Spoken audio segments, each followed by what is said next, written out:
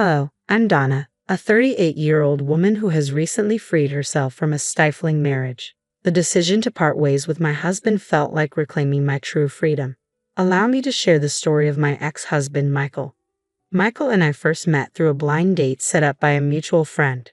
From the beginning, he was undeniably handsome and possessed an irresistible charm. He seemed to be everything I had ever wanted in a partner. We shared numerous interests and our conversations flowed effortlessly. For the first 7 months, we enjoyed a casual dating phase, taking turns planning exciting and enjoyable activities. Once we officially became a couple, our dynamic outings continued, and a year later, we moved in together. It was during this time that I became aware of Michael's unstable financial situation. Despite offering advice to help him advance professionally, he rarely took it seriously. Nevertheless, he earned enough to meet his needs, and I was prepared to support us both financially. 3 years into our relationship, we married and a year later, decided to buy a house.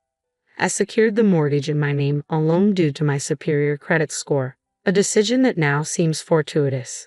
However, 4 years into our marriage, I noticed a troubling shift in Michael's behavior. He became increasingly demanding and stopped contributing to household chores, claiming to be too busy with work. Despite my understanding and efforts to manage everything on my own, the burden became overwhelming. I addressed the issue with Michael, who would briefly promise to improve, but we soon fell back into old patterns. I tolerated this out of love and a desire to support him fully, but it took a toll on our relationship, especially in terms of leisure and enjoyment. It was under these strange circumstances that I discovered Michael's infidelity. I stumbled upon his affair quite unexpectedly. He had left his phone unlocked while taking a shower. I had no intention of snooping. I just wanted to charge his phone when a notification caught my eye. It was a message from a woman named Isabella, asking Michael how long it would be until he left his pathetic wife to meet her at a nearby motel. The shock and heartbreak were immediate. I couldn't believe Michael was capable of such betrayal. Our marriage had seemed solid, with Michael always greeting me warmly and us rarely arguing. The pain was overwhelming, a mix of tears and nausea as my world seemed to crumble. In that moment, I knew I had to confront the situation head-on. I left Michael's phone exactly as I found it, with the message still open, ensuring he would know I had seen it. When Michael emerged from the shower and saw his phone, he instantly realized I was aware of the affair. He tried to evade the conversation, but I was determined to address it. "I know about the affair," I said. "Let's talk about it." "I don't think we should," he replied. "Who is she? I'm sure you saw enough to know her name. When did it start?" "A year ago," he said, avoiding eye contact. "Can we not do this right now?" "Why did you start seeing her?" I pressed. "Please, let's not do this," he pleaded. "Don't call me babe." "Tell me," I insisted. "I don't know," he said. "I guess I just missed the thrill of someone new, someone on the same wavelength as me." "So not on the same wavelength as you?" I asked. "Well, I wouldn't say that exactly," he said. "It's just that you've become a bit dull. You never want to go out, you're always tired, and our social life, and even our life in the bedroom, has faded." "You realize I'm always tired because I handle all the chores and work full-time," I retorted. "You've never once offered to help." "That's just your role as my wife," he said. "I told you to stay at home, but you refused." "That still doesn't excuse you from contributing to the house," I said. This confrontation marked a turning point, making it clear that our views on marriage and responsibilities were vastly different. His words and actions shattered the trust and respect I thought we had. "I can do whatever I want," Michael declared, his words slicing through the tension in the room. "If that means having an affair for some fun, then so be it." His distorted view of freedom within our marriage was startling and painful. I had hoped we could discuss this and possibly repair our relationship, but his stance made it clear that was no longer an option. "I don't think anything will change," he continued dismissively. "You're just too dull. I'm happy to stay married, but I'll keep seeing Isabella. I need some space from you." His tone was cold and unapologetic as he retreated to another room, leaving me to grapple with the weight of his words. Michael's disregard and detachment were devastating. He had reduced me to a mere role within our home, despite never having previously held such outdated views on gender roles. It was apparent that he had been influenced by podcasts promoting the idea that women were too outspoken and needed to be controlled. Witnessing his transformation into someone who not only embraced these harmful ideas but also failed to acknowledge their damage was heart-wrenching. Soon after, I heard the front door slam. Michael had left to meet Isabella. Overcome by a profound sense of abandonment and betrayal, I could no longer bear the solitude or the storm of emotions crashing over me. In my distress, I called my best friend Judy. She answered right away, sensing the urgency in my voice. Within moments, she was at my door with comforting hugs and tubs of ice cream. She didn't press for details. Instead, she held me as I cried. When I finally composed myself enough to speak, I shared the painful revelation with her. Michael is cheating on me, Judy. It's true. Are you sure? She asked, concern etched on her face. Absolutely, I replied. His phone was unlocked, and I saw a message from a woman asking when he was leaving his pathetic wife to meet her. What did you do? Judy inquired. I confronted him, I said, tears welling up again. He barely wanted to talk about it. Judy stayed with me through the night, offering silent, steadfast support as I faced the harsh reality of my crumbling marriage. As we sat together, the gravity of my situation began to sink in, and though the future remained uncertain, I was grateful for her unwavering presence. I knew I wasn't alone anymore. I finally confronted Michael and uncovered the painful truth. He had been cheating on me for a year. His excuse was that I had become too boring, always too tired and never up for anything fun. Despite managing almost everything at home, he dismissed my efforts, insisting it was simply my role as his wife. Well, if that's the role of a wife, then his role as a husband should have been more honorable, I told Judy, still reeling from the shock. Instead, here he is, cheating on me. Judy shook her head in disbelief. That's just a pathetic excuse. Did he even apologize? Not for a second, I replied. He just blamed me and chose to spend the night with her. Honestly, Judy, if I had to face him now, I don't know what I'd do. So, what are you thinking of doing next? Judy asked. I'm not sure. Michael mentioned he's fine staying married, but there's no way I can continue like this. Listen, Judy said, why don't you stay with me until you figure things out? I'll help you through everything. That would be amazing. Thank you so much, Judy. I really appreciate your support. We spent the rest of the evening trying to unwind, watching our favorite movies. It was a welcome distraction, but the reality of my situation lingered in the back of my mind. The next morning, Judy helped me pack some things to bring to her place. Once settled in at her home, curiosity got the better of me, and I decided to look up Isabella. I still had access to Michael's social media on my phone, a privilege I had never abused before because I trusted him completely. I discovered that Michael had muted notifications for messages from Isabella, which explained why the affair had remained hidden until now. It turned out that Isabella was a coworker of his, actually someone who reported directly to him. She was 38 years younger than me and 11 years younger than Michael. Just that revelation alone was enough to make my stomach churn. This discovery solidified my decision. I needed to divorce Michael. I couldn't endure the betrayal, nor could I live with someone who saw me as merely an obligation. With Judy's unwavering support, I began taking steps to reclaim my life and dignity. Before filing for divorce, I needed to sort out a few things.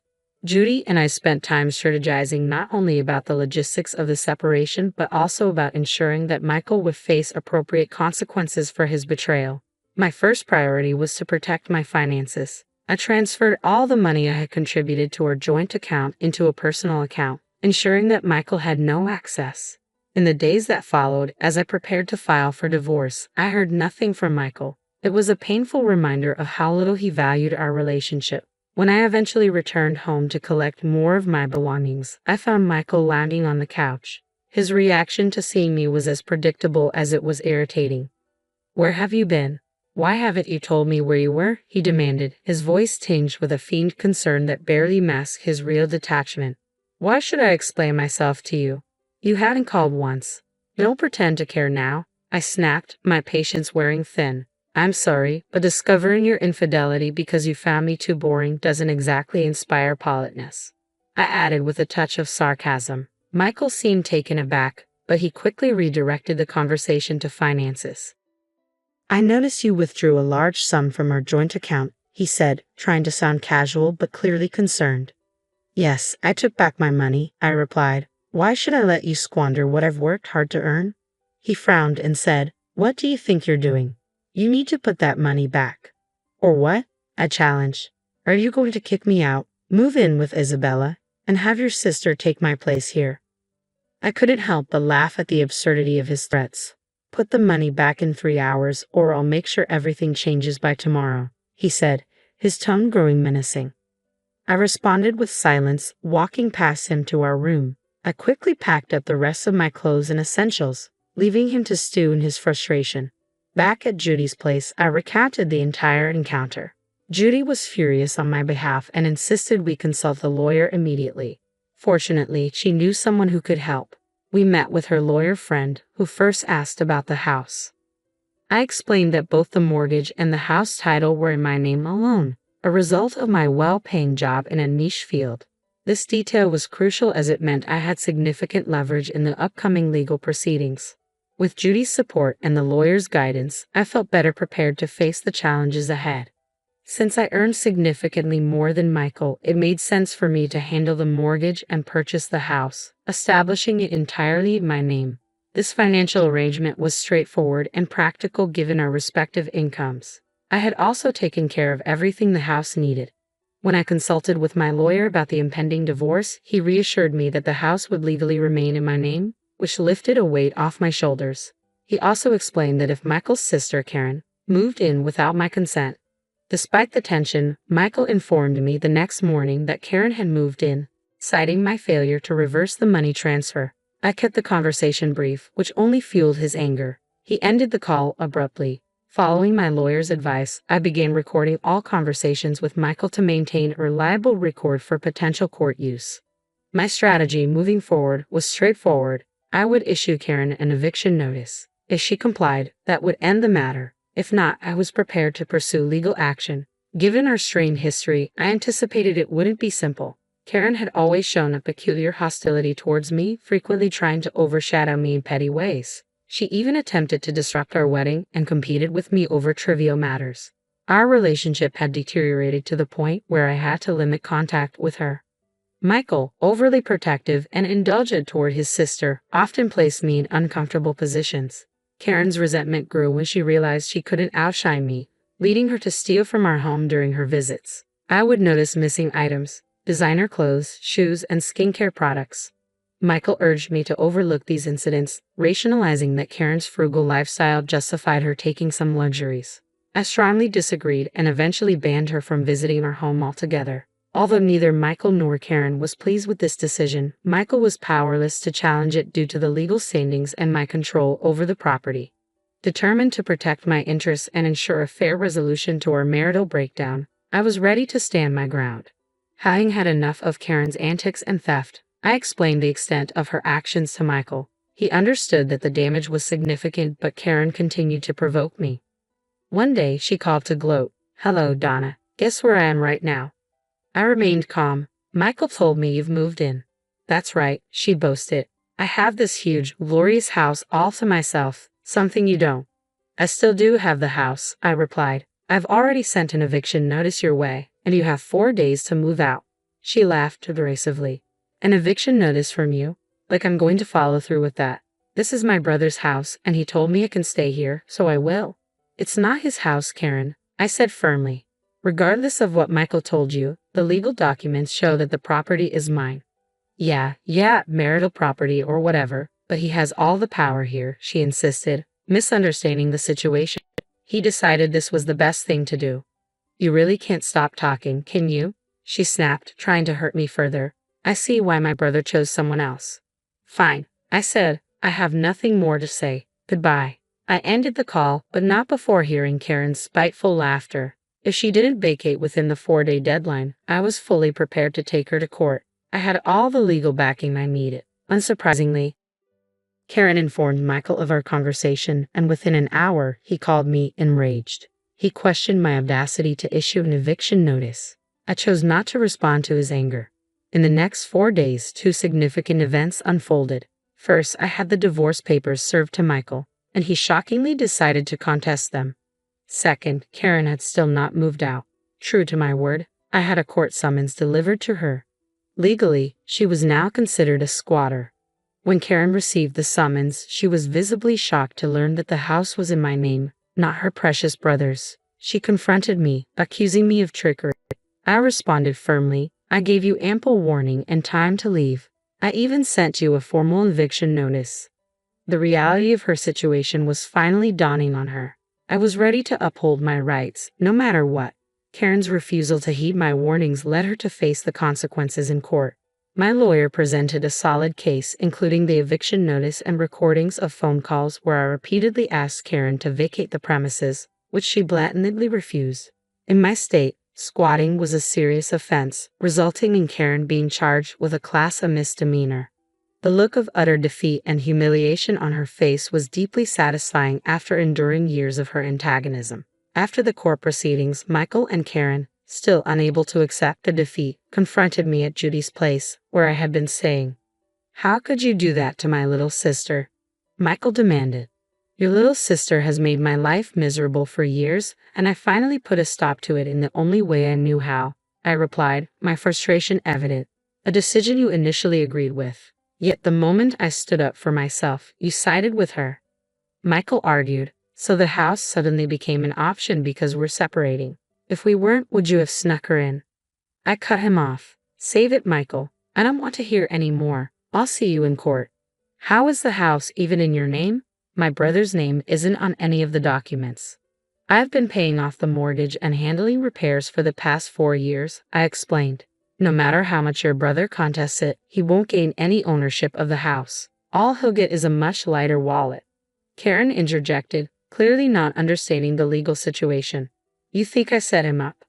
"I did nothing of the sort. Your brother believed in being the man of the house but avoided real responsibilities, preferring that I handle everything while he enjoyed the benefits. Thank God that won't be my problem anymore," I retorted, my patience wearing thin. I slammed the door in their faces, ending the conversation. In the weeks that followed, Michael, realizing he couldn't win the house, decided to contest every single possession we shared, down to the most trivial items like our dessert spoons. The battle was petty and exhausting, but I was determined to fight for my peace and freedom. For every item Michael claimed as his, I had the receipts clearly showing who had paid for them. In truth, he hadn't contributed much, so his share was minimal.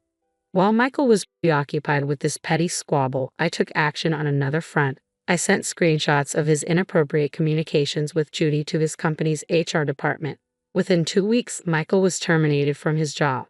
Surprisingly, Isabella was not. I learned from some of Michael's colleagues, with whom I had remained friendly, that she had argued Michael coerced her into the relationship by threatening her professional standing. Understandably, their relationship did not survive this revelation. It took some time, but eventually, the divorce was finalized, and I was officially free to celebrate my newfound freedom and the successful resolution of a complex situation.